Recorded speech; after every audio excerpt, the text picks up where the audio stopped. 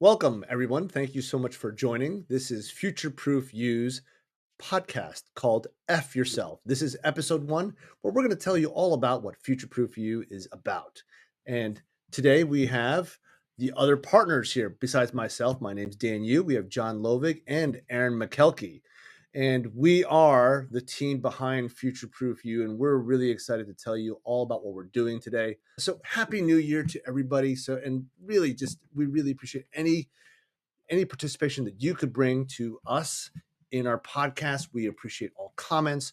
We would like to invite all of you to give us as much feedback as possible.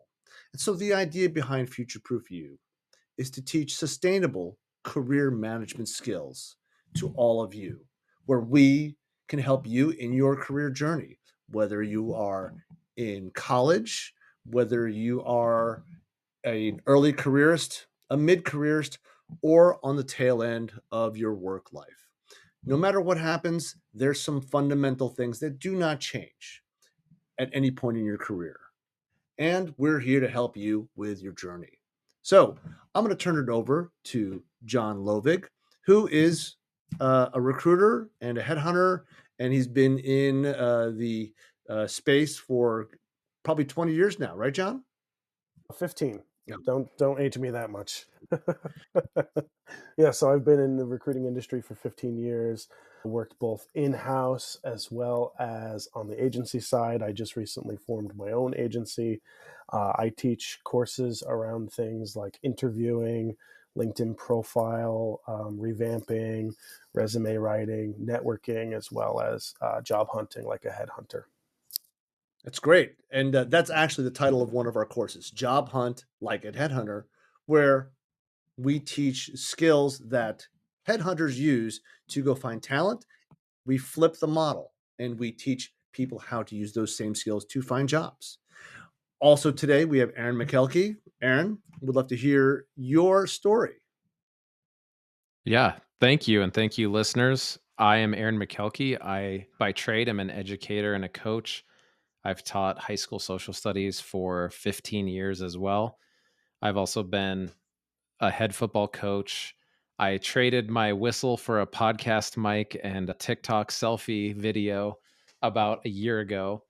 And one of the things that I've seen is just that there's a gap between what schools are teaching and what people need when they hit the career field or even trying to get into college.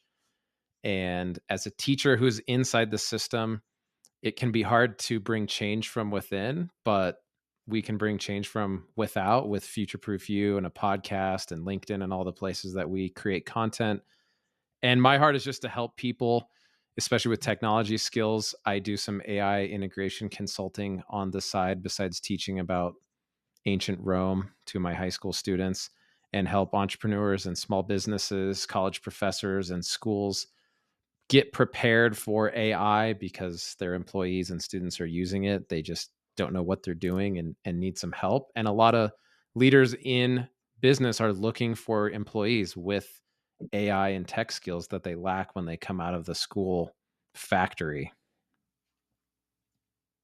Yeah, and those skills, obviously, they're never going to go away, right? I mean, we have this huge population that still doesn't know anything about AI. They read about it in the papers, but I think this is the perfect opportunity to really teach these skills. And FutureProof You is here to help with that. And one of the classes that you've taught, it's actually called FutureProof Your Skills with AI. Yeah. And we had a broad range of people from cybersecurity analysts to attorneys to marketers and infrastructure people, entrepreneurs, teachers.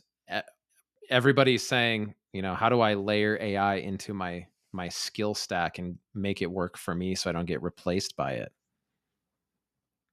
Well, to our listeners, to our audience, thank you so much. We're going to be releasing and launching a few dozen classes this year, and we're excited to have you be a part of the journey of our journey as we help your journey as well.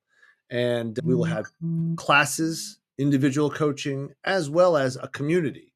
So lots of different products that you'll have access to. And at different price points as well. So there's many solutions to help you and achieve really the best part of your career and enhance your work life. One tip that I think everybody can think about for, let's say, their LinkedIn profile is most people look at LinkedIn as looking towards your past or maybe your present.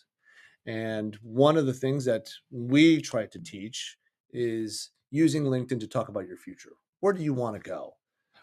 Ultimately, we think that's much more interesting than your past. So when you write on LinkedIn, use a voice that has a future tense. Where do you want to go? What industries would you like to be in? What types of roles would you be interested in? What types of organizations really attract you?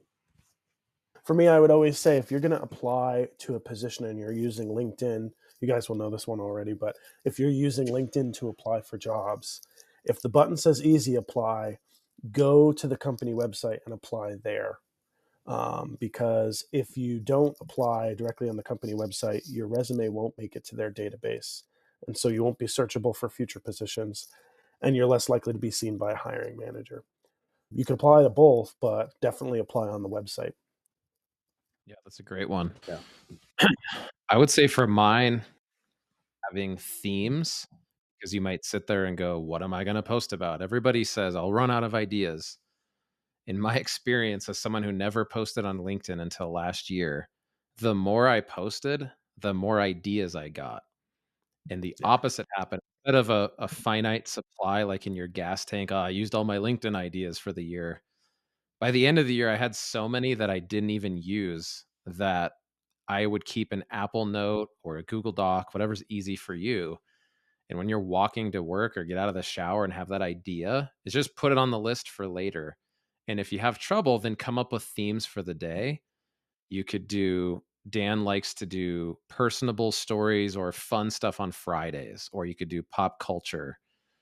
You can do wins, struggles, testimonials, successes. Another fun one is if you feel like you can't give advice to other people because you're no expert, it's 5 things I wish I knew when I got into this career, or 5 things I wish I knew when I got out of college.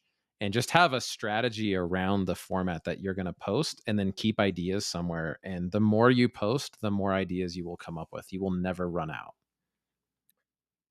One of the greatest TikTokers that's out there is a guy named Sidney Roz, and he's in his 40s now, but he started his TikTok journey with the theme "Things I Wish I Knew Before I Turned 30," and it's little tidbits around the house, how things might work, little tricks in the kitchen, and it's terrific.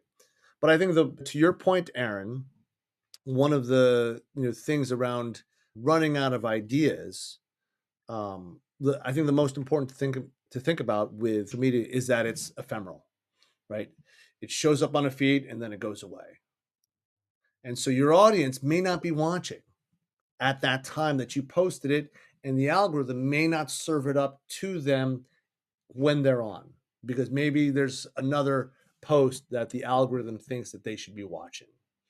And so reusing ideas, especially the evergreen ideas, um, really doesn't hurt your reputation. It doesn't hurt anything.